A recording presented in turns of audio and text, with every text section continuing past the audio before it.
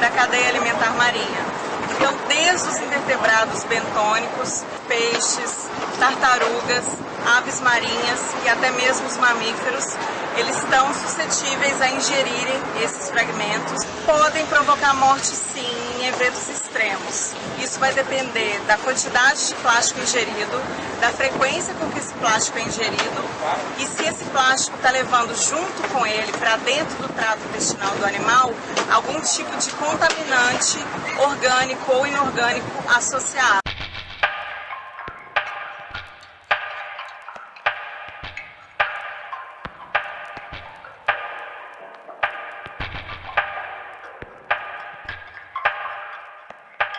Juliana, a gente está recebendo você aqui na UFABC para você falar um pouco da sua pesquisa. Você é uma doutora em oceanografia, você pesquisa o lixo marinho, já realizou parte da sua pesquisa na Antártica. A gente queria começar falando sobre o lixo marinho. O lixo marinho ele é definido como todo resíduo sólido ou semissólido, tipicamente inerte, que entra nos ambientes marinhos e costeiros por inúmeras fontes. Quando nós jogamos o nosso lixo num local que não é apropriado, ele pode acabar nos ambientes marinhos e costeiros e causar danos para as pessoas e para a biota marinha. Eu monitorei um trecho de praia na Ponta Renequim, na ilha Regeorge, lá na Antártica, durante 40 dias. E um desses dias, quando eu estava fazendo a minha caminhada, eu me deparei com uma espiga de milho. Então, quer dizer, a espiga de milho, ela não é um polímero, não é um plástico, e no ambiente ele ia acabar, né, se reintegrando como matéria orgânica. Eu achei muito surreal encontrar uma espiga de milho. Já estava comida, quer dizer, era só a espiga mesmo do milho, num ambiente tão remoto como a Antártica. Então é um bom exemplo também de lixo marinho. Só sabendo de onde o lixo vem, você tem como minimizar o impacto que ele causa. Estudar as fontes é uma questão complexa, envolve inúmeras variáveis. E desde a década de 70 até hoje ainda existem muitas perguntas para serem respondidas. Didaticamente, as fontes do lixo marinho elas são divididas em fontes terrestres e fontes marinhas. As fontes terrestres são principalmente os lixões localizados nas proximidades de corpos d'água, como estuários ou até mesmo o mar. Os rios, considerando toda a sua bacia de drenagem. Os canais de escoamento de esgoto não tratado, incluindo também os canais de drenagem de água pluvial, e os usuários de praia que deixam o lixo diretamente sobre a faixa de areia. Em uma escala global, essas fontes representam cerca de 80% do lixo presente nos oceanos. Em alguns lugares, as fontes marinhas podem ser predominantes. Quais são as fontes marinhas? Os navios de transporte, tanto de mercadoria quanto de pessoas, como os navios de cruzeiro, os barcos de pesca e as plataformas de petróleo e gás. Diversos tipos de material que a gente usa no nosso dia a dia compõem o lixo marinho. O plástico das embalagens de shampoo, das embalagens de salgadinho, o vidro das lâmpadas, o papel da sua revista preferida, o metal das latinhas de refrigerante, a madeira que não é usada na construção civil, por exemplo, enfim. Diversos tipos de material compõem o lixo marinho. Mas dentre eles tem um que tem uma participação muito especial, que são os resíduos sintéticos, né, que a gente conhece como plásticos. Eles representam, em uma escala global, entre 60% e 90% de todo o lixo que é encontrado no ambiente marinho. Independente de você estar estudando a superfície dos oceanos, independente se você está numa praia arenosa, turística ou deserta, ou se você está fazendo algum tipo de análise do conteúdo estomacal de algum animal marinho.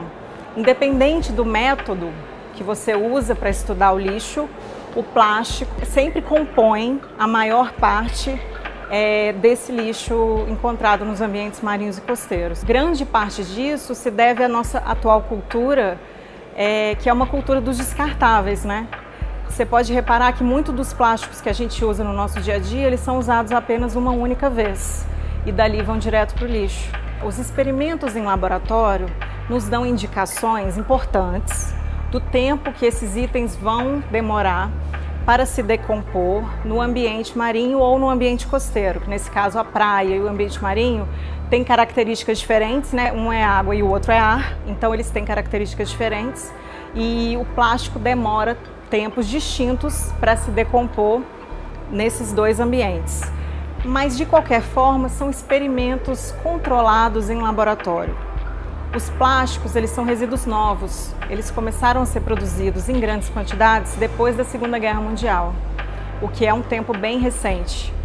Então, na verdade, nós trabalhamos com estimativas do tempo de decomposição desses materiais, mas a gente não sabe como isso ocorre efetivamente no ambiente marinho.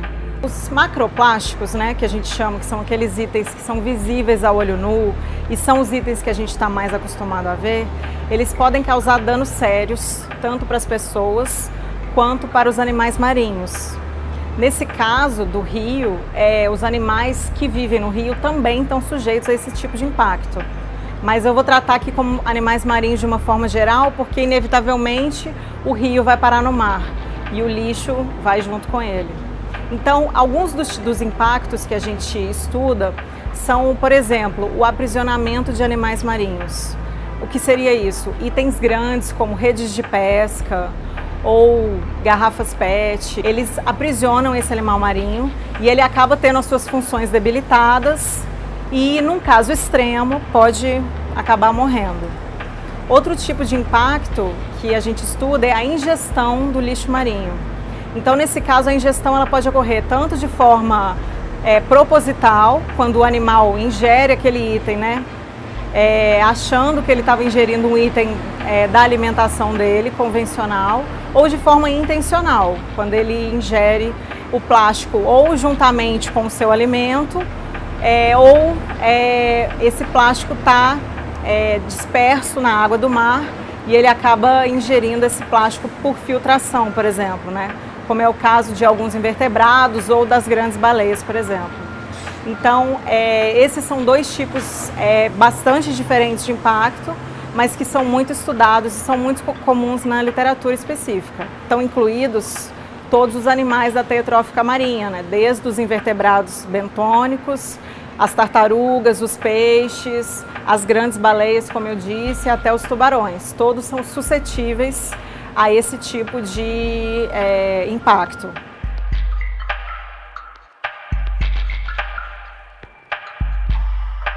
Esses plásticos pendurados, eles são um efeito conhecido na literatura especializada como efeito árvore de Natal. Esse nome foi proposto há 2 décadas já para um pesquisador inglês e eu acho bem interessante. Aqui a gente está vendo um exemplo bem clássico de um efeito árvore de Natal.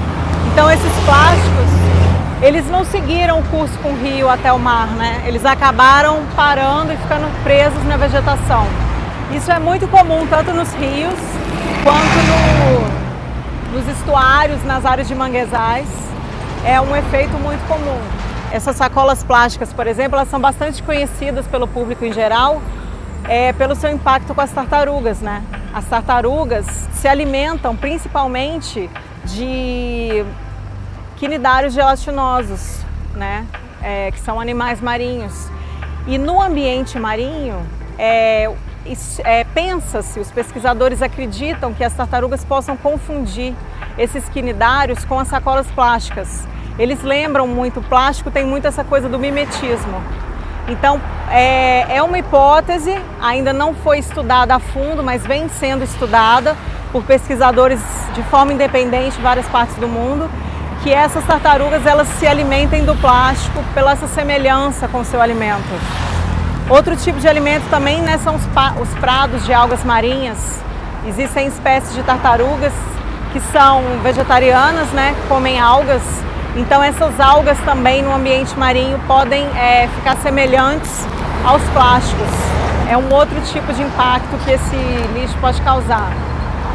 E os microplásticos, eles têm uma participação muito especial nisso, porque quanto menor o tamanho do plástico, né, à medida que ele vai se fragmentando no ambiente marinho, a possibilidade de ser ingerido por um número maior de organismos aumenta. Ou seja, uma sacola plástica ela pode ser ingerida por uma tartaruga marinha, por exemplo, mas quando ela vai se fragmentando em pedacinhos cada vez menores de plástico, ela vai podendo ser ingerida pelos peixes, por uma gama enorme de invertebrados, como os caranguejos, as lagostas, por exemplo. À medida que elas se fragmentam em pedaços menores ainda, elas podem ser ingeridas inclusive pelo plâncton, né? Que são animais que, assim como os microplásticos, a gente não consegue identificar ao olho nu. Nesse rio, a gente pode ver os itens grandes, né?